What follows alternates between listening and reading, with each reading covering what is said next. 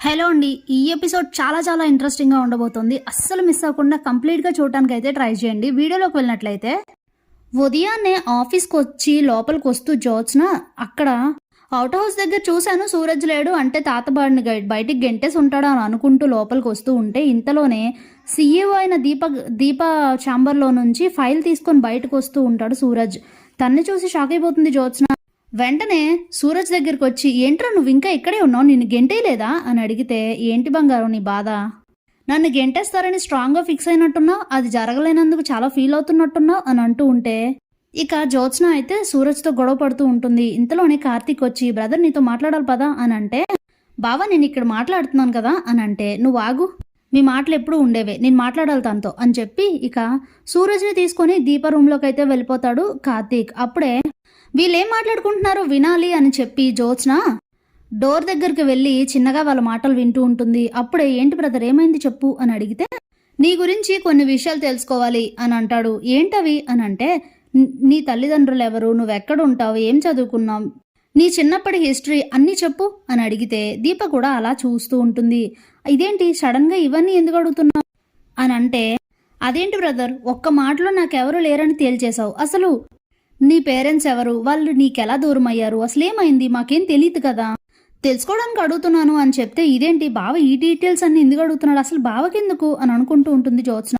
ఇంతలోనే తను జ్యోత్స్న పాకెట్లో ఉన్న ఫోన్ రింగ్ అవడంతో జ్యోత్స్న బయట నుండి మాటలు వింటుందని అర్థమైపోతుంది వీళ్ళ ముగ్గురికి. అప్పుడే జ్యోత్స్న డోర్ వేసేసి అక్కడి నుంచి అయితే వెళ్ళిపోతుంది. ఇప్పుడేం వినట్లేదులే, చెప్పు సూరజ్ అని అంటుంది దీప. అదే నాకు అర్థం కావట్లేదు, అసలు ఈ విషయాలన్నీ మీరెందుకు అడుగుతున్నారు, మీతో ఉండడానికి నేను చేసిన తప్పేం లేదు కదా, నేను ఎలాంటి పొరపాటు చేయలేదు, జ్యోత్స్న చెప్పిందంతా నిజం కాదు, మరి నేను మీతో ఇలా ఉండడానికి, మీ దగ్గర అడ్వైజర్గా ఉండడానికి మీకు నాకున్న అర్హతలు సరిపోవా, ఎందుకు నా గతం గురించి అడుగుతున్నారు, నిజం చెప్పండి అని అడిగితే, అది కాదు సూరజ్, చెప్పొచ్చు కదా నీ గురించి అని అంటుంది దీప. అది కాదు, ఇంత పర్టికులర్గా మీరు అడుగుతున్నారంటే దానికి రీజన్ ఉంటుంది, అదేంటో చెప్పండి అని అంటే, ప్రత్యేకంగా రీజన్ అంటే ఏం లేదు, నిన్న మీ దగ్గర నుంచి వెళ్ళిపోయాక జ్యోత్స్నకి అలాగే పారుకి ఇద్దరికి తెలీదు, కానీ మేము జరిగిందంతా మాట్లాడుకున్నాం, నీకు జ్యోత్స్ననిచ్చి పెళ్లి చేయాలని అనుకుంటున్నాం, అందుకే నీ గురించి మొత్తం తెలియాలి కదా అని అయితే అంటాడు కార్తీక్. ఏంటి బ్రదర్ నువ్వు చెప్పేది నిజమేనా అని అంటే, అవును నిజమే, నీకు జ్యోత్స్న అంటే చాలా ఇష్టమని మాకు తెలుసు, అదే విషయం గురించి నిన్న డిస్కస్ చేసుకున్నాం, జరిగిన సిచ్యువేషన్స్ అన్నీ చూస్తే అదే అనిపించింది, అందుకే మీ ఇద్దరికి పెళ్లి చేయాలని అనుకుంటున్నాం, అందుకే అడుగుతున్నామని అంటే, దీనికి శివనారాయణ గారు ఒప్పుకున్నారా అని అంటే, ప్రపోజల్ పెట్టిందే ఆయన, నీ గురించి తెలుసుకోమని చెప్పిందే ఆయన అని అంటే, అయితే సరే నా బంగారం నాకు సొంతం అవుతుందంటే నేనెందుకు కాదంటాను, చెప్తాను కానీ ఇప్పుడు కాదు, ఈవినింగ్ ఇంట్లో చెప్తానని చెప్తాడు. సరే అని చెప్పి ఇక అక్కడి నుంచి వెళ్ళిపోతారు సూరజ్. ఇక అదే విషయాన్ని శివనారాయణ కాల్ చేసి చెప్తాడు కార్తీక్. ఇక ఇంట్లో ఈవినింగ్ అయితే అందరూ గ్యాదర్ అవుతారు, ఇంక్లూడింగ్ జ్యోత్స్న పారుతో సహా అందరూ అయితే గ్యాదర్ అవుతారు. అసలు వీడి గురించి మనకెందుకండి డీటెయిల్స్, వీడిని బయటికి గెంటేయమంటే మన అమ్మాయిని ఇబ్బంది పెడుతున్నాడన్నా ఎందుకు పట్టించుకోవట్లేదు మీరు అని అడుగుతుంది పారిజాతం. నువ్వు కాసేపు మాట్లాడకుండా ఉంటావా అని గట్టిగా కసిరేసరికి సైలెంట్ అయిపోతుంది పారు.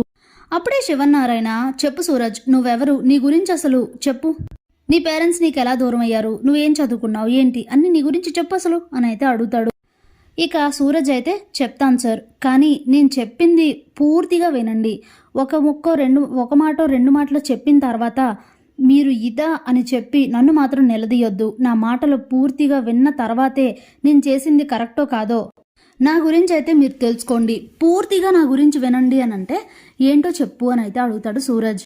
చిన్నప్పటి నుంచి నేను ఒక నరకయాతన అనుభవించాను, నన్ను కన్నది ఒక తల్లి, నేను గొప్పింట్లోనే పుట్టాను, కానీ పెరిగింది మాత్రం ఆ ఇంటి పని వాళ్ళ చేతుల్లో, ఎందుకంటే మా అమ్మకి అసలు నా గురించి పట్టించుకునే టైమే ఉండేది కాదు, సంవత్సరం పిల్లాడయ్యేంత వరకు కూడా సరిగ్గా నన్ను చూడలేదు, అప్పటి నుంచి కూడా నన్ను వదిలేసి ఎప్పుడూ వేరే ఏవో పనులు, వేరే ఏవో ఆలోచనలు, కన్న కొడుకు కన్నా కూడా ఎక్కువగా ఆవిడకి వేరే కుటుంబం మీద ఉన్న పగలు ప్రతీకారాలే ఎక్కువ, ఆ డిప్రెషన్లో ఉండిపోయి నన్ను ఎవరూ పట్టించుకోలేదు, ఎన్నో రోజులు నరకం చూశాను, కన్న తల్లి పక్కన లేక ఇంట్లోనే ఉండేది కానీ నన్ను పట్టించుకునేది కాదు, నాకు ప్రేమగా తినిపించేది కాదు, స్కూల్ నుంచి రాగానే నాతో మాట్లాడేది కాదు, నన్ను అసలు కన్న కొడుకులా చూసేదే కాదు, అది రోజు రోజుకి ఎక్కువ అవుతూనే ఉంది, నేను స్కూల్కి వెళ్ళినప్పుడు అందరూ వాళ్ళ పేరెంట్స్ తీసుకొచ్చి వాళ్ళని డ్రాప్ చేసి వెళ్ళేవారు, నాకు అలాంటి ముద్దు ఏది జరిగేది కాదు, అందుకే కొన్ని రోజులు చూసి చూసి నాకు చాలా చిరాకు వచ్చి ఇంట్లో చెప్పకుండా బయటకు వచ్చేసాను. ఆ తర్వాత వాళ్ళు నా కోసం వెతికారు. దొరికితే మా అమ్మ నాకు కరెక్ట్గా లేదు, నాకు నచ్చలేదు, నేను ఆ ఇంట్లో ఉన్న ఒక్కడనే బయట బతికినా పెద్ద తేడా ఏం లేదు, అందుకే వచ్చేసానని, జీవితంలో నా మొహం మీకు ఎప్పుడు చూపించనని, మీరు నా కోసం వెతకండి అని చాలా స్ట్రాంగ్గా అయితే చెప్పాను. అప్పటి నుంచి నా కోసం నేను పోరాడాను. నేనే పనులు చేసుకుంటూ ఇంకోవైపు చదువుకుంటూ ఇంతవరకు వచ్చాను. ఫుట్పాత్ మీద హెల్దీ ఫుడ్ స్టాల్స్ పెట్టేంత వరకు వచ్చాను. కానీ నాకు యూనివర్సిటీ డిగ్రీస్ ఉంది. ఎంత చదివినా, ఎంత జరిగినా, ఎంత పెద్దవాడినైనా నా చిన్నప్పటి గతం అంతా నన్ను తొలుస్తూనే ఉంటుంది. నాకు ఆ నరకం మనసులోనే ఉంటుంది అని అయితే చెప్తాడు. అయితే ఇంతకీ మీ పేరెంట్స్ ఎవరు అని అడిగితే, ఇంకెవరు, మీరు మిమ్మల్ని ఎంతగానో అలాగే మీరెంతగానో ద్వేషిస్తున్న మాలిని అని అయితే చెప్తాడు. ఒక్కసారిగా షాక్ అయిపోతారు శివన్నారాయణ ఫ్యామిలీ. నువ్వు మాలిని కొడుకువా అని అంటే, అవును నేను మాలిని కొడుకునే, కానీ వాళ్ళ తరఫున మీ మీద పగ సాధించడానికో, మీతో యుద్ధం చేయడానికో, గొడవలు పడ్డానికో నేను రాలేదు. నిజానికి ఇదంతా అనుకోకుండానే జరిగింది. ఆ తర్వాత మొన్న మాలిని అలాగే దక్షిణామూర్తి గారు వచ్చిన తర్వాతే నాకు ఇవన్నీ తెలిసాయి. క్షమించాలి, ఆవిడని అమ్మ అని పిలవడానికి కూడా నాకు ఇష్టం లేదు, అందుకే అలా పిలుస్తున్నాను. నేను ఎప్పటికీ ఇలానే ఉంటాను. ఆవిడ కొడుకును కదా అని చెప్పి ఏదో రోజు కరిగిపోయి ఆవిడ మాటలు మాత్రం వినేది లేదు. నేను ఇన్నాళ్ళు ఇన్ని ఇబ్బందులు పడి ఈ 25 ఏళ్ళు బతకడానికి గల కారణం ఆవిడే. అలాంటిది ఆవిడ మీద మీకన్నా ఎక్కువ నాకే కోపం ఉంది. మీకు వాళ్ళకి శత్రుత్వాలు ఉన్నాయని, ఇలా గొడవలు ఉన్నాయని ఇవన్నీ నాకేం తెలీదు. తర్వాత ఇప్పుడిప్పుడు నెమ్మదిగా తెలుస్తున్నాయి తప్ప ముందు నుంచి నాకేం తెలియదని అయితే సూరజ్ నిజం ఇది అని చెప్పి స్ట్రాంగ్గా చెప్తాడు. అంతా బాగానే నచ్చుతుంది. కానీ దశరథ్ అయితే అడుగుతాడు, మరి అసలు ఈ అబ్బాయిని ఎలా నమ్మాలి? మన అమ్మాయిని ఇచ్చి పెళ్లి చేస్తే తను కరెక్ట్గా ఉంటాడని ఏంటి గ్యారంటీ అని అయితే అంటే, నేను ఇలానే ఉంటాను, మీరు మీ అమ్మాయిని ఇచ్చినా ఇవ్వకపోయినా దానికి సంబంధం లేదు, నేను ఎప్పటికీ ఇలానే ఉంటాను, జీవితాంతం మాలిని ద్వేషిస్తూనే ఉంటాను, ఆ కుటుంబానికి నేను ఎప్పటికీ ద్వేషిస్తూనే ఉంటాను తప్ప అమ్మ అని ఆవిడని పిలవను, ఆవిడతో కలవను అని అయితే స్ట్రాంగ్గా చెప్తాడు. సరేలే, దీని గురించి ఆలోచిద్దాం, నువ్వైతే ఏం టెన్షన్ తీసుకోవద్దు, ఇక్కడితో ఈ విషయాన్ని వదిలేయండి.